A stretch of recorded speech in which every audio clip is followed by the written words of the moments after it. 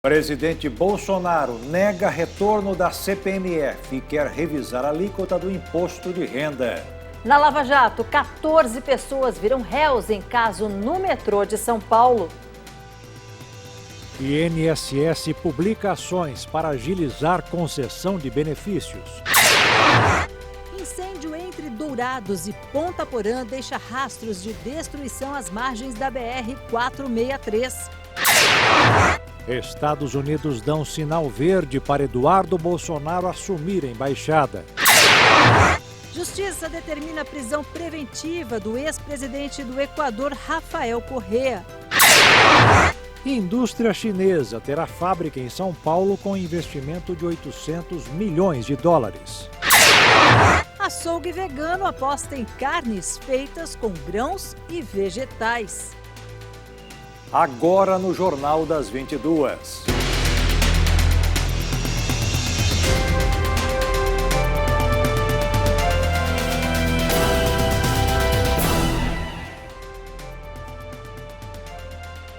Olá, boa noite. Boa noite. Com a reforma da Previdência já nas mãos do Senado, os deputados se preparam agora para outra prioridade, que é a reforma tributária. A equipe econômica está bem perto de finalizar o projeto, que deve ser apresentado na próxima semana pelo ministro da Economia, Paulo Guedes. Sai a reforma da Previdência e entra em foco na Câmara dos Deputados a reforma tributária, também considerada prioritária pelo governo federal. A intenção do presidente da Casa, Rodrigo Maia, é unificar as propostas em análise na Câmara, no Senado e a que será encaminhada pela equipe econômica. Segundo o secretário especial da Receita Federal, Marcos Cintra, a ideia é simplificar os tributos. O projeto a ser apresentado pelo governo deve ter 3 grandes eixos. A criação do imposto IVA, Imposto sobre o Valor Agregado, que vai unificar impostos como PIS, COFINS, IPI e parte do IOF. Essa alteração tem que ser por meio de uma PEC, proposta de emenda constitucional. Mudanças no imposto de renda. Para pessoas jurídicas, deve ocorrer uma redução na tributação, mas haverá também a criação de uma tributação sobre lucros e dividendos, o que não acontece hoje. Já no imposto de renda das pessoas físicas, o governo analisa o fim das deduções com os gastos com saúde e educação, uma nova faixa de isenção maior e revisão das alíquotas. A criação de uma contribuição sobre pagamentos que vai incidir sobre as movimentações financeiras. Esse tributo vai servir para compensar a desoneração da folha de pagamento das empresas e financiar a Previdência. Esse tributo sobre movimentação financeira é semelhante à antiga CPMF, pois vai incidir sobre saques, transferências e pagamentos. O imposto foi extinto em 2007, depois de uma grande campanha contrária de empresários e setores da sociedade civil. Durante uma entrevista em frente ao Palácio da Alvorada, residência oficial da presidência, Jair Bolsonaro declarou que não existe CPMF. É tudo proposta, não é? Não vai depois dizer lá na frente que eu recuei, tá? Tudo é proposta, nós queremos facilitar o imposto de renda, aumentar aí a base, né? Acabar com algumas deduções, diminuir o imposto máximo, 27,5, diminuir um pouco. Essa que é a ideia, facilitar. Que grande parte paga imposto de renda e recebe. Para que essa brutal democracia? E nós sabemos também que, não são todos, né? Muita gente arranja nota fiscal para justificar a educação, saúde. Diz que acabar com isso aí simplificando. Vai ter imposto sobre movimentação financeira? Não, olha, CPMF que eu posso falar, não. CPMF. A reforma tributária elaborada pelo governo ainda será finalizada e anunciada pelo ministro da Economia, Paulo Guedes, na semana que vem. Guedes ainda não detalhou qual será a proposta para o imposto de renda, mas afirmou que ela faz parte de uma série de medidas que serão colocadas em prática a partir de agora, já que a reforma da Previdência já foi aprovada na Câmara dos Deputados e seguiu para o Senado.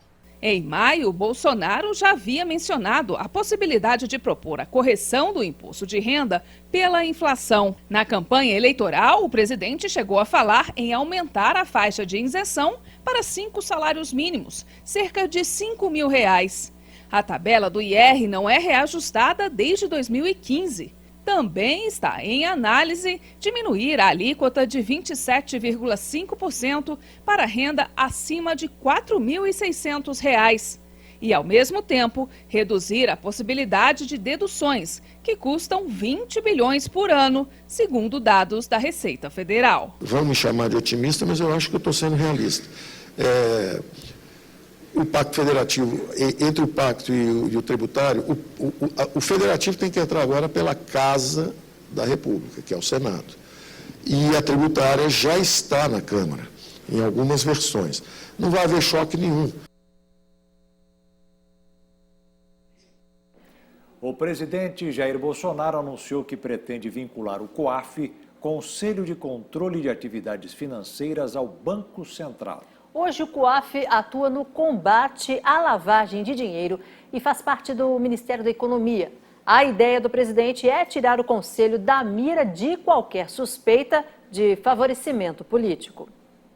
A possibilidade de vincular o Conselho ao Banco Central está em estudo pela equipe do governo desde o início do mandato de Bolsonaro, quando o COAF esteve no centro de uma polêmica. Em janeiro, o presidente Jair Bolsonaro editou uma medida provisória para reestruturar o governo. Na época, o COAF foi transferido do extinto Ministério da Fazenda, que é o atual Ministério da Economia, para o Ministério da Justiça. No entanto, durante a tramitação da medida no Congresso, parlamentares aprovaram voltar o COAF para a Economia. Sérgio Moro defendeu que o órgão ficasse em sua pasta no Ministério da Justiça, mas a reação de deputados e senadores foi mais forte. Agora o governo estuda vincular o Conselho ao Banco Central. O presidente do BC, Roberto Campos, seria o responsável por escolher o comando do COAF. Ao sair do Alvorada na manhã desta sexta-feira, Bolsonaro estava acompanhado do ministro da Justiça, Sérgio Moro, e comentou o assunto. Tudo onde tem a política, né, mesmo tendo bem intencionado, sempre sofre pressões de um lado ou de outro. A gente quer evitar isso daí. Não há desgaste para mim nem para o Moro. O COAF lá, não, porventura, caso vá para o Banco Central, vai fazer seu trabalho sem qualquer suspeição de favorecimento político. Um lado Leonel segue no cargo se for para o BC, presidente? Aí depende, vai depender, olha só, se vai ser o Banco Central, quem vai decidir é o Roberto Campos. Agora, o que parece que ele pretende é ter um quadro efetivo do COAF. O atual presidente do Conselho, Roberto Leonel, foi indicado pelo ministro Sérgio Moro quando o COAF ainda era vinculado ao Ministério da Justiça. O ministro Paulo Guedes admitiu que ele poderá deixar o cargo. Eu trabalho com métodos, processos e aperfeiçoamento institucionais. Pessoas é consequência. Se você quer fazer isso, você bota um determinado de pessoa. Se você quer fazer outra coisa, você bota outra pessoa. O importante, o mais importante de tudo, é o aperfeiçoamento institucional. Toda vez que você tem uma crise institucional, a única solução possível é uma solução que seja um avanço institucional. Mas pode passar pela substituição de pessoas. Sim, se for o caso, sim. Dos relatórios produzidos pelo COAF no ano passado, cerca de 400 abasteceram operações da Força Tarefa da Lava Jato, além de operações da PF como Cui Bono e Greenfield. Segundo o COAF, a atuação possibilitou em 2018 o bloqueio judicial de cerca de 36 milhões no Brasil e no exterior. Agora à noite, o ministro do STF, Ricardo Lewandowski, rejeitou uma ação da Rede Sustentabilidade que pedia a suspensão de uma decisão do ministro Dias Toffoli sobre o compartilhamento de dados do COAF. Em 16 de julho, Toffoli suspendeu todas as investigações em curso do país que tivessem como base dados sigilosos compartilhados pelo COAF sem autorização judicial. A decisão de Toffoli foi uma liminar provisória e o julgamento do tema em plenário está marcado para o dia 21 de novembro, mas a data ainda pode ser antecipada. Um incêndio que devastou lavouras e causou apagão em vários bairros de Dourados e Ponta Porã, em Mato Grosso do Sul, tomou toda aquela área, Regiane, chamou a atenção das autoridades. E também fez um apagão ali, né? Sim, Eles sim. ficaram sem energia elétrica naquela região e o pior é que o fogo voltou agora à noite. Então, assim, além de ter devastado tudo, ele voltou agora à noite. Já são quase 12 horas de incêndio e os bombeiros trabalham ali a todo vapor, né, para controlar as chamas. O fogo começou por volta das 2h30 da tarde e em poucos minutos deixou um rastro de destruição. Às margens da rodovia, a intensidade das chamas era impressionante. Infelizmente, nesta época do ano aqui em Mato Grosso do Sul, este tipo de cena é bastante comum. As queimadas acontecem em grandes quantidades, principalmente nas áreas de pasto e de lavoura. A BR-463 é a principal ligação em Mato Grosso do Sul para a fronteira com o Paraguai. E os motoristas tiveram que tomar muito cuidado, porque a fumaça invadiu a pista e diminuiu muito a visibilidade. O melhor que o condutor pode fazer nessa condição primeiro, ele já teria que estar com o farol ligado mesmo de dia. Isso facilita quando você entra na fumaça ser visto. O segundo é nunca assustar e parar o carro. Você não pode parar o carro no meio de uma fumaça. É melhor que você diminua bastante a velocidade e vá pegando o sentido do acostamento. Aí você vai sentindo pelo volante, né, ou pela visão, pouca visão que você tem, que você está no acostamento. Termina de passar esse período da fumaça e aí retorna a sua viagem normalmente. O fogo também se alastrou para as proximidades da subestação da Eletrosul, que fica às margens da rodovia, o que pode ser a causa de interrupções no fornecimento de energia elétrica, que atingiram vários bairros e parte do centro de Dourados. Para tentar evitar que o incêndio causasse ainda mais estragos, donos de fazendas da região utilizaram tratores para fazer aceros e impedir que outras áreas fossem atingidas. O cenário é de devastação. Em poucos minutos, o fogo deixou um rastro de destruição às margens da BR-463. Na semana passada, outro incêndio de grandes proporções foi registrado na rodovia MS-162, entre Maracaju e Sidrolândia. O Corpo de Bombeiros alerta principalmente os responsáveis por propriedades rurais, que ficam às margens de rodovias, que tomem os cuidados necessários para evitar incêndios em lavouras e pastagens. Se eu tenho um sítio, se eu tenho uma propriedade, eu tenho como passar meu trator, passar o equipamento para fazer o acero na margem das rodovias, para evitar esse acidente, evitar essa ocorrência. Mas, infelizmente, o brasileiro, o cidadão, deixa para a última hora, negligencia e nós temos essa fatalidade. A conta de luz ficou mais cara com a bandeira vermelha, que começou a valer no começo do mês. Mas se o consumidor seguir algumas dicas, não vai doer tanto assim no bolso. O que não falta é trabalho para dona Cícera, que passa a roupa da família, com 6 adultos e 3 crianças. A aposentada sabe que o ferro de passar consome muita energia, mas não tem jeito. Fazer tudo de uma vez ajuda a economizar. Mas no final do mês, a conta de luz passa dos R$400. É difícil para pagar. A conta é muito alta, vem muita conta de energia. Então, junta ferro e banho, que eu não tenho muito eletrodoméstico que consome, mas é o banho e o ferro, né?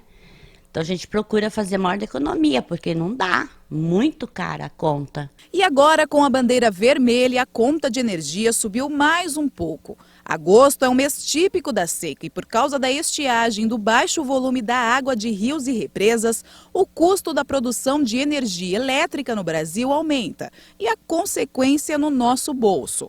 Com a bandeira vermelha, pagamos R$4 a mais a cada 100 kWh consumidos. Parece pouco, mas essa cobrança extra faz uma baita diferença no final do mês. E para não tomar um susto, quando a conta de luz chegar, tem que economizar, não tem outro jeito. E se você acha que já faz isto, saiba que existem alguns vilões que consomem mais energia do que você imagina. Aparelhos eletrônicos aparentemente desligados continuam consumindo energia quando ainda estão ligados na tomada. A soma de vários aparelhos nesse modo chamado de stand-by pode ser responsável por um aumento de até 20% na conta. Na verdade, ele está ligado em modo de descanso, stand-by. Então, há sim um consumo e na somatória de todos os equipamentos, por exemplo, a televisão, o modem da televisão a cabo, enfim, a internet, ele está gastando energia, senão a luzinha não estaria ligada, né? Então, há um consumo sim e a somatória de todos os equipamentos aumenta o valor da conta no final do mês. Deixar o carregador de celular na tomada sem usar também consome. Continua consumindo, sim. Há um consumo pequeno, mas somando as 24 horas do dia, os 30 dias do mês, vai ter um aumento significativo na conta ali. E normalmente a gente não tem só um celular na residência, né? Tem de todas as pessoas. O professor de engenharia elétrica dá mais dicas para economizar. Trocar lâmpadas antigas por versões mais econômicas, como as de LED, não abrir a porta da geladeira sem necessidade, checar se as borrachas de vedação da geladeira estão boas e demorar no máximo 5 minutos no chuveiro. Tudo que Dona Cícera já faz em casa e controla muito bem o pessoal da família. Eles me falam que eu digo que sou louca, porque eu fico chamando, gritando, olha o horário, olha quanto tempo você está no banho. Eu acho isso um exagero, né? Acho que tem que entrar e já sair, porque economiza o bolso, né? Mas você sabe, jovem é difícil, né? Você controlar. Então eles falam, você é louca, mãe, você é louca. Fica só gritando, mas eu grito mesmo. E veja a seguir, 14 pessoas viram réus no caso do metrô de São Paulo.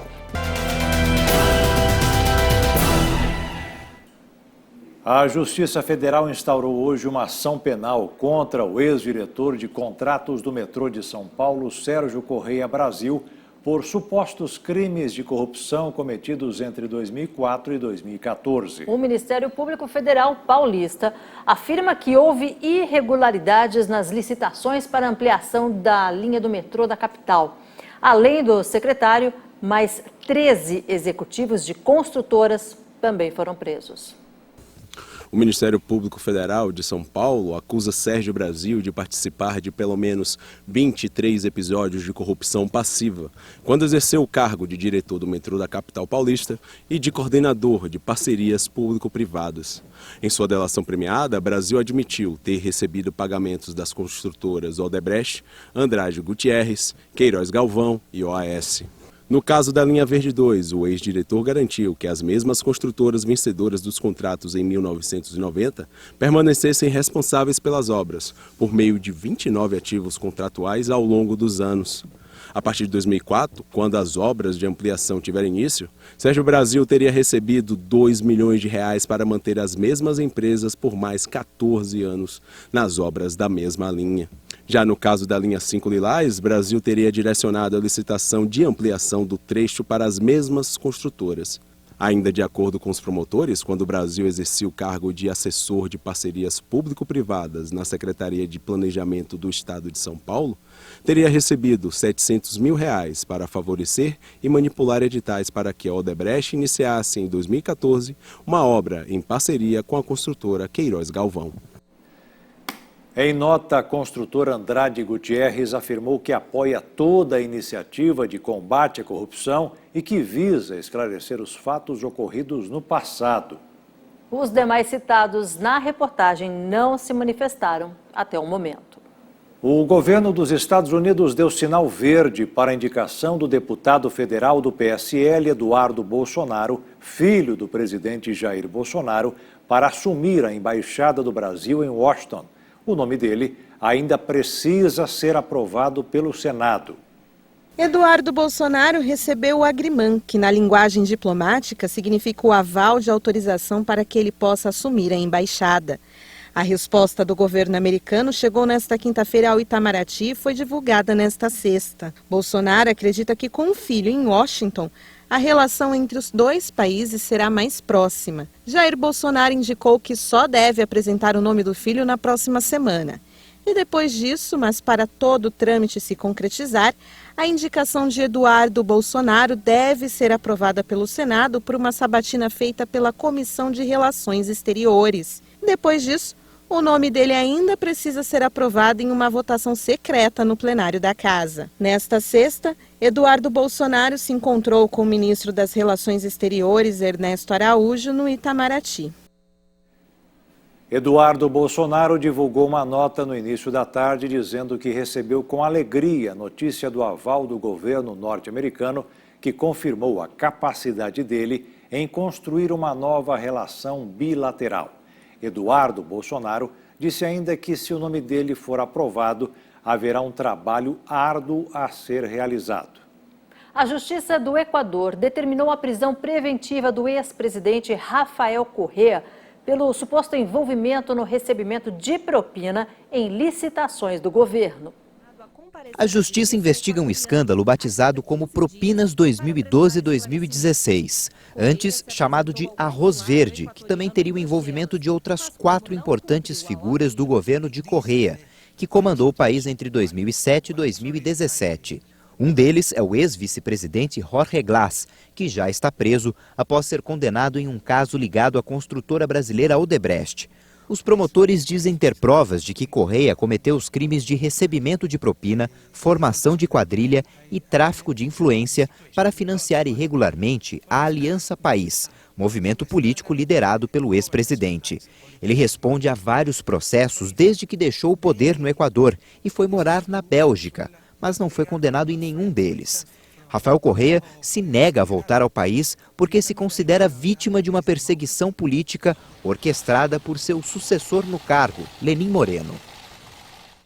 O governo federal publicou no Diário Oficial da União uma série de ações para diminuir o prazo de concessão de benefícios do INSS. O presidente do INSS, Renato Vieira, afirmou que a intenção é zerar a fila de espera de cerca de 1.300.000 processos que superam o prazo regular de 45 dias. Segundo Vieira, atualmente o INSS recebe de 900 a 1 milhão de pedidos de benefícios por mês, e o tempo médio de concessão é de cerca de 70 dias.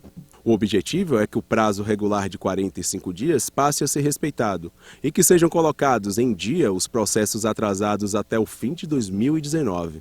Entre as medidas está o programa de dispensa de horário dos servidores, escolha de 70% dos trabalhadores. Agora, a pessoa que optar por esse método passará a ser cobrada por um número de processo mensal, ao invés da jornada tradicional de trabalho de horas corridas. O objetivo é que esses servidores concluam de 110 a 115 processos por mês, contra uma média de 55 processos. Você vai ver daqui a pouco. O João Dória anuncia que uma gigante de tecnologia chinesa vai investir 800 milhões de dólares no estado de São Paulo. E ainda o mercado vegano movimenta quase 3 milhões de reais no Brasil.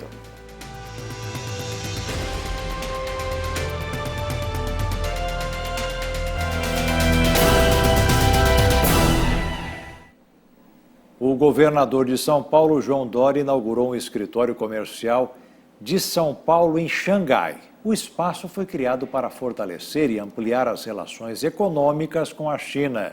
Dória anunciou ainda a abertura de mais uma fábrica no estado de São Paulo da gigante chinesa de fabricação de smartphones. O investimento inicial dessa empresa será de 800 milhões de dólares. Instalada no coração econômico de Xangai, o escritório é o primeiro instalado no exterior pela Invest São Paulo, agência estratégica do governo paulista para desenvolver investimentos do governo. O gabinete terá 125 metros divididos entre recepção, salas de reunião e estação de trabalho, tudo financiado 100% pela China.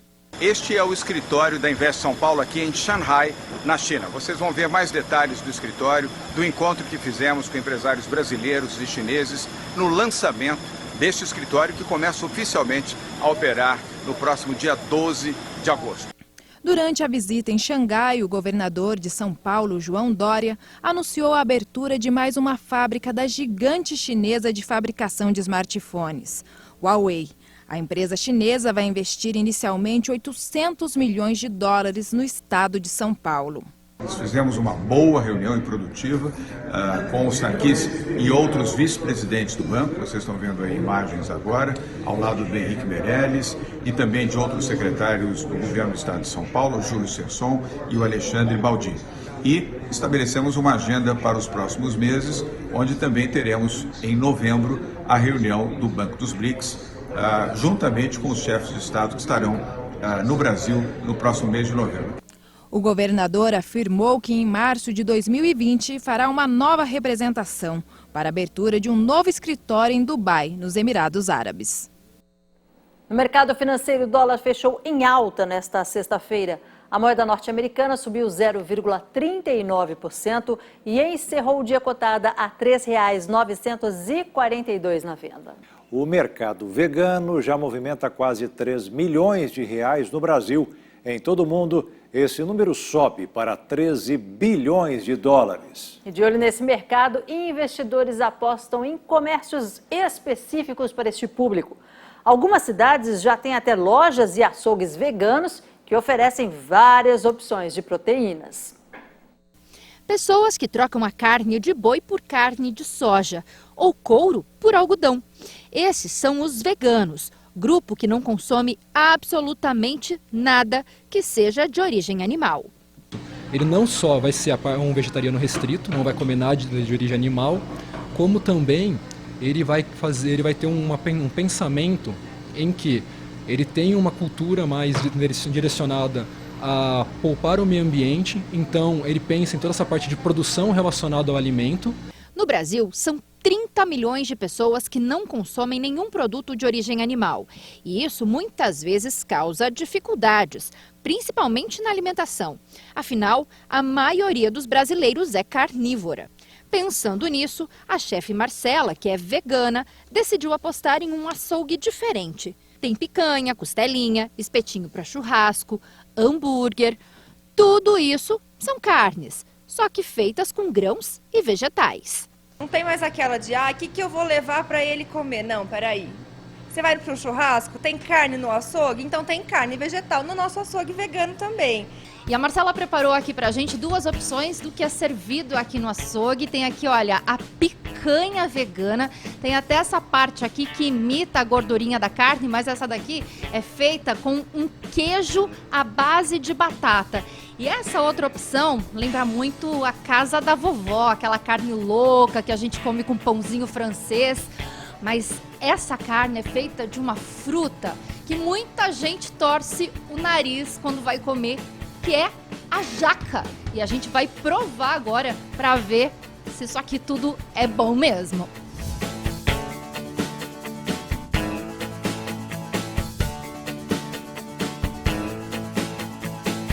Eu tô realmente impressionada com o sabor dessa carne louca. Em momento algum lembra o sabor da fruta, o sabor da jaca.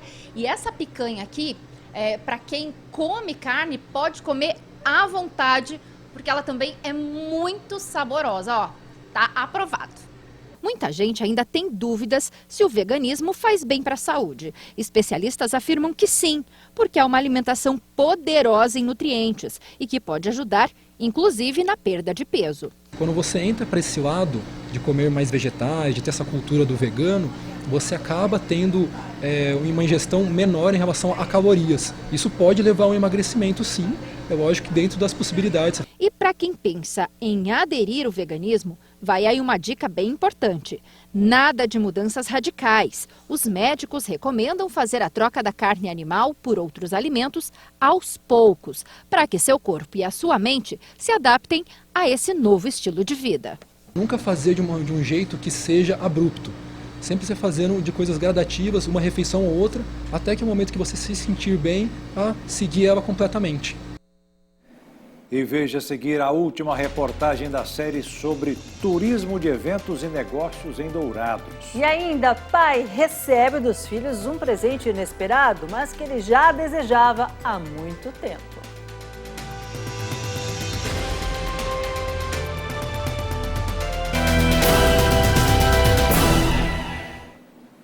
E olha só essa história de empreendedorismo que vem lá de Londrina, no Paraná. Um agricultor comprou um sítio apenas para lazer, mas percebeu que podia fazer algo a mais. E olha só, Jaqueto, ao adquirir a propriedade, ele herdou o quê? O Antônio Carlos, ele herdou 4 caixas de abelhas produtoras de mel. E ele gostou tanto da ideia que hoje ele produz o mel. Sabe quanto? 6 toneladas de mel puro. Nas lojas de produtos naturais, o mel é um item indispensável. Essa, especializada em queijos em Londrina, no norte do Paraná, vende tudo o que combina com o produto. O mel combina muito com queijo. O mel de uva japonesa principalmente, porque ele é um mel mais suave, ele é um mel mais claro, o pessoal gosta bastante de comer ele com queijos cremosos. Esse mel em especial tem uma bela história por trás. Para a gente contar tudo, fomos até a propriedade do produtor. E precisamos usar equipamentos de proteção. O Antônio tem colmeias em 2 municípios do Paraná. Ele começou a tomar gosto pela atividade depois que herdou 4 caixas que já estavam neste sítio que ele comprou em Londrina. Depois de umas picadas e manejos errados, decidiu fazer cursos de apicultura. No início, ele só queria produzir para o consumo da família, mas começou a fabricar as caixas e aumentar a produção. Isso foi há 25 anos. Hoje tem até abelha sem ferrão. Essa é a colmeia de uma espécie que tem o nome popular de tubuna. O mel é clarinho e mais fino. Está na moda no setor de culinária, mas como a tubuna produz pouco, o quilo pode custar até R$300 nos grandes centros. A criação de abelhas do Antônio foi ampliada há cerca de 2 anos, quando ele percebeu que o volume de produção de mel era suficiente para ser oferecido para o mercado. Para se ter uma ideia, ele tem colmeias em produção até no oeste do estado, de onde ele traz o mel de uva-japão, que é uma espécie de árvore. As abelhas se transformaram em um projeto de agroindústria, que hoje é a principal renda do produtor. A agroindústria fica no próprio sítio. Aqui o Antônio faz o processamento do mel, na maioria das vezes sozinho. Tem mel de laranjeira, de eucalipto, silvestre e o mel da uva-japão, que chegou do oeste. Olha só como esse mel também é mais claro. O preço também é diferenciado. O lucro é de quase 100% no caso do Antônio, mas ele acrescenta que não se pode simplesmente explorar as abelhas. É preciso ter respeito. Muito respeito. Primeiro porque a abelha é um animal super inteligente, tá? Trabalhadoras demais. A produção maior é na primavera e no verão, mas o Antônio tem estoque para abastecer os 49 pontos de venda que entrega sem perigo de faltar. A Casa do Mel foi construída de acordo com as exigências sanitárias e setores separados para a atividade. Cada sala é identificada conforme a etapa de processamento. O projeto de agroindústria foi desenvolvido com o apoio da Emater. A principal, que é a questão da vigilância sanitária, a casa de mel em si. Ela tem que ser toda conforme uma legislação, ele tem que ter uma RT, um responsável técnico, onde que ele vai conseguir ser responsável, quais os documentos que ele precisava. O mel do Antônio tem o SIM, o Serviço de Inspeção Municipal. Agora ele quer conquistar o selo Arte, uma certificação federal para vender produtos artesanais para outros estados. Eu tenho já venda já praticamente acertada em São Paulo. Eu só não estou vendendo lá porque eu não tenho selo Arte. Assim que for regulamentada, eu vou colocar no mercado o selo Arte. Aí tranquilo, vou conseguir a certificação aí, vamos colocar mel para fora também. E na quinta e última reportagem da série sobre turismo de eventos e negócios em Dourados, nós vamos conhecer um pouco mais sobre a cultura e os espaços que retratam os primórdios do município. 20 de dezembro de 1935, com áreas desmembradas de Ponta Porã, foi criado o município de Dourados. 7 anos mais tarde, em 1943, surgiu então, em uma área de 50 mil hectares, a colônia agrícola da cidade. Formada boa parte por agricultores e imigrantes japoneses, mas também de povos vindos de outros estados brasileiros, principalmente da região sul. Muitos anos se passaram e hoje o que sobrou daquela época foram as lembranças, resgatadas e relembradas através de objetos e documentos que ficam no Museu Agrícola de Dourados, um dos pontos turísticos da cidade. Atualmente, a administração do museu fica sob a responsabilidade da Associação de Mulheres de Indápolis, distrito de Dourados, onde está situado o museu. A gente tem uma documentação sobre a época de 1943, a gente tem documento do Jorge Aguirre recebendo o convite, né, da época em 1943, quando Getúlio Vargas nomeou ele para estar vindo fazer a medição das terras. Temos o mapa que ele, né, fez, todo à mão, traçado, a gente tem ali. Tem outras documentações também, tem registro de escritura de terra, não da escritura, mas assim, aquele primeiro que eles recebiam, né, para poder ficar durante um tempo e depois vinha a escritura. Então tem umas quantas coisas legais para o pessoal estar visitando. Mas não dá para falar da história da cidade sem lembrar dos pontos culturais, monumentos históricos, sem citá-los como pontos turísticos da região. Mesmo que pouco conhecidos, pouco visitados, eles fazem parte do acervo cultural da cidade. A usina Filinto Miller, também conhecida como Usina Velha, foi construída em 1949 para produzir energia elétrica aqui em Dourados. Em 1991, ela foi tombada como patrimônio histórico do município e, desde então, é um dos principais pontos turísticos aqui da cidade. Aberto para visitação ao público, o local é rico em detalhes históricos. O prédio, que é todo deteriorado pela ação do tempo, fica no meio dos mais variados tipos de árvores. Porém, o desafio é mesmo fomentar a visitação nestes locais, mostrar para a população a cultura douradense, incentivar esta vertente do turismo tão pouco explorada, uma vez que a cultura turística da região é voltada para eventos e negócios. O município é um importante polo econômico que recebe pessoas de outras 35 cidades da região.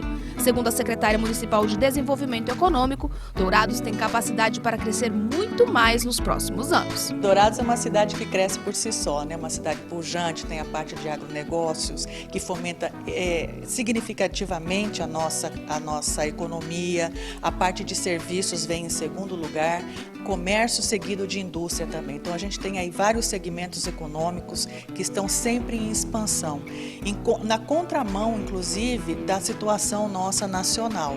Nós, desde o início do ano, nós sempre tivemos um superávit na questão da geração de emprego e renda. Sempre a parte de admissões foi maior que a de demissões aqui no município. Então isso é um indicador econômico muito significativo para nós. E todo este crescimento econômico-cultural é um dos fatores que colaboraram para o desenvolvimento de projetos de revitalização da Usina Velha, por exemplo, como uma alternativa promissora para fomentar ainda mais a visitação cultural no espaço.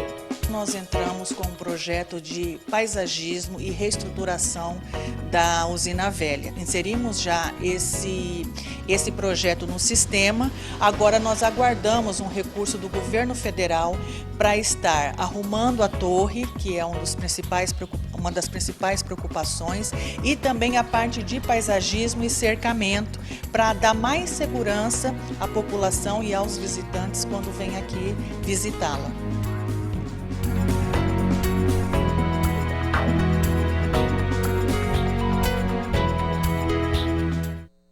E domingo é dia de quem? Do Giaqueto, que é pai do Gabriel, e de outros milhares de pais que esperam mais do que ganhar um presente, ficar bem juntinho dos filhos, não é? Esse é o melhor presente que a gente pode ter, o amor das crianças. Sem dúvida, Regiane, mas é claro que sempre tem uma expectativa de ganhar algo que tem uma simbologia especial para nós pais. É o caso do seu Gessé.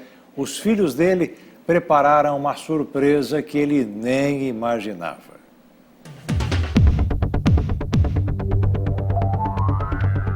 No vai e vem da capital paulista, a Castelo Branco é uma das rodovias mais importantes do estado de São Paulo, porque dá acesso aos principais centros financeiros como Alphaville e Sorocaba, além do eixo para distribuição de deslocamento de safra com destino ao Porto de Santos. Por ela, passam uma média de 600 mil carros por dia.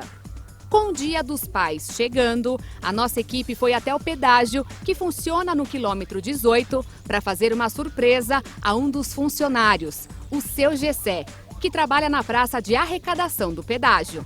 Dos 4 filhos que ele tem, 3 trabalham com ele. E hoje é o homenageado nesta data tão especial.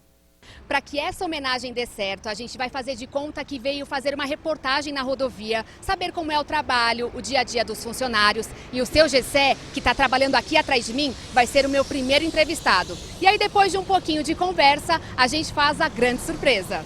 Quando eu estou aqui na pista trabalhando, eles me tratam do seu Gessé, né? Lá na cabine também é o seu Gessé, às vezes um está no controle, é o seu Gessé e tal, então, e eu trato normal eles. Então a gente separa muito bem essa questão de filho e pai. E desde que o senhor Começou a trabalhar aqui há 6 anos, é a mesma rotina? Eles também trabalham há tanto tempo quanto o senhor aqui? É a mesma rotina, sim. Eu tenho a minha filha e os dois filhos, né, que trabalham aqui. A filha trabalha no Rodoanel e veio para cá a questão mais ou menos de um ano e pouco, mas não mudou nada não. Juliano, como que é trabalhar com o seu pai? Para mim é muito gratificante, né? Colocar em prática tudo que ele me ensinou e ao lado dele ainda, né? Principalmente algumas vezes quando eu fico aqui no pedágio, eu não tenho palavra, né? Meu pai, para mim, é tudo, minha base, meu alicerce. Acho que não consigo imaginar seguir a vida sem a pessoa dele por perto, então o que eu tenho a falar para ele é que eu amo muito ele e que é a base da nossa família. Eu sou suspeita de falar. Só coisas boas? Só coisas boas, graças a Deus. É o pai fantástico. Oi, pai. Gostaria muito de estar aí, mas não pude comparecer. Mas venho aqui através desse vídeo agradecer a Deus, agradecer a você pelo grande homem que sou hoje. Que Deus continue te abençoando, te dando graça, te dando muitos dias de vida. Obrigado pelos ensinamentos, pelas correções.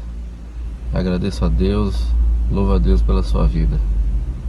Que você tem sido um grande pai, está sendo um grande pai nas nossas vidas, um grande homem, um grande exemplo de vida e sempre será nosso grande exemplo de vida. Que Deus possa te abençoar grandemente e feliz Dia dos Pais. E aí, seu Gessé, o que o Jolivan falou? Sem palavras, hein? Tá emocionado? Sem palavras. Muito bom, é ótimo. Muito bom. Então vamos juntar um pouquinho aqui com os filhos. Ó, tem um presente pro senhor. Nosso presente, feliz Dia dos Pais. Deus abençoe muito sua vida e somos gratos pela vida do senhor. Amém. Tem que abrir, pode abrir, pode abrir. Eu quero agradecer a todos vocês, da RIT, a empresa, né? Agradeço a todos vocês, sem palavras, não tem palavra para agradecer a vocês, Cleito, enfim, a Deus, né? Que é o autor de tudo isso. Não tenho palavras, eu tô tomado de emoção que vocês não fazem ideia. Não tinha noção que isso ia acontecer aqui, que a empresa ia proporcionar um negócio desse. Jamais, não imaginava nunca. É uma homenagem para o senhor que é pai e também para todos os pais, neste dia tão especial.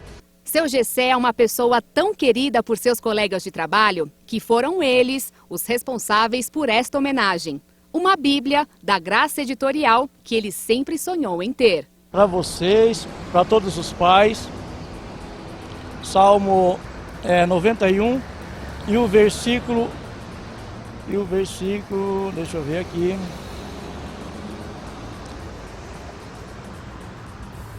É o versículo 11, porque aos seus anjos dará ordem ao teu respeito para te guardarem em todos os teus caminhos, e eles te sustentarão com as suas mãos para que não tropece com os teus pés em pedra. É isso. Parabéns ao seu Gessé, a todos os pais. Eu recebo, como todos os pais que ouviram essa reportagem, esse Salmo 91, que é salmo que dá segurança, né? Que sirva para o seu marido também, e a promessa de Deus para a nossa vida. Amém. E a você que nos acompanha, o Jornal das 22 termina aqui. Uma ótima noite para vocês, feliz Dia dos Pais para o Jaqueto e para todos os pais aí do Brasil. Boa noite. Boa noite, fiquem na paz.